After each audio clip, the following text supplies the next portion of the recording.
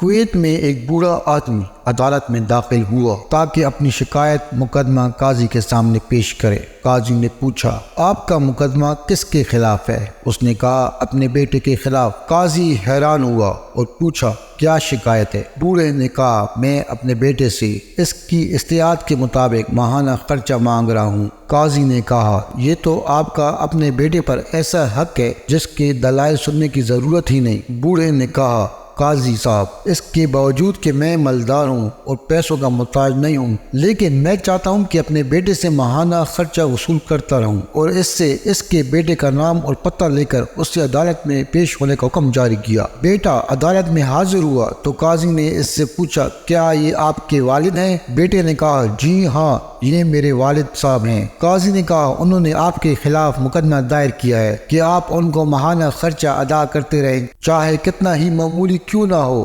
بیٹے نے غیرت سے کہا، وہ مجھ سے خرچہ کیوں مانگ رہے ہیں جبکہ وہ خود بہت مالدار ہے اور انہیں میری مدد کی ضرورت ہی نہیں۔ قاضی نے کہا، یہ آپ کے والد کا تقاضا ہے، وہ اپنے تقاضے میں آزاد اور حق بجانب ہے۔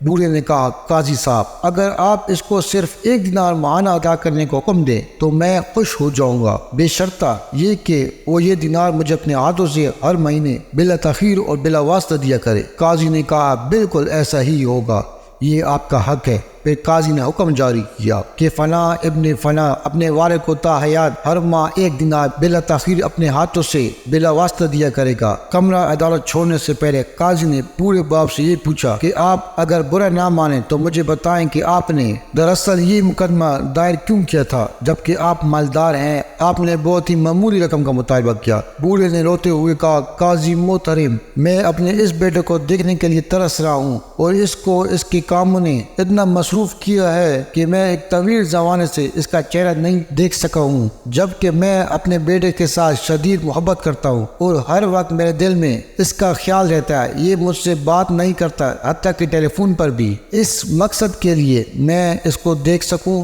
چاہے مہینے میں 1 دفعہ ہی صحیح، میں نے یہ مقدمہ درج کیا ہے۔ یہ سن کر قاضی بے ساختہ رونے لگا اور ساتھ دوسرے بھی، اور بوڑھے باپ سے کہا، اللہ کی قسم، اگر آپ پہلے مجھے اس حقیقت سے آگاہ کرتے تو میں اس کو جیل بھیجتا اور کوڑے لگواتا۔ بوڑھے باپ نے مسکراتے ہوئے کہا، آپ کا یہ حکم میرے دل کو بہت تکلیف دیتا۔ کاش بیٹے جانتے کہ ان کے والدین کی دلوں میں ان کی کتنی محبت ہے اس سے پہلے کہ وقت گزر جائے۔ جس کے والدین زندہ ہے وہ اپنے والدین کی قدر کریں، اور جن کے والدین اس دنیا سے چلے گئے ہیں خداوند کریم سب مل کر دعا کریں کہ اللہ کریم انہیں جنت الفردوس میں اعلیٰ مقام عطا فرمائے، اور خدا کبھی ایسا رزق اولاد کو نہ دے جو اس کے باپ اور ماں کو بلا دے۔ ایسا رزق کبھی عطا نہ کرنا میرے پاک اللہ، نیک اور صالح اولاد ہمیشہ عطا کرنا، آمین یا رب العالمین۔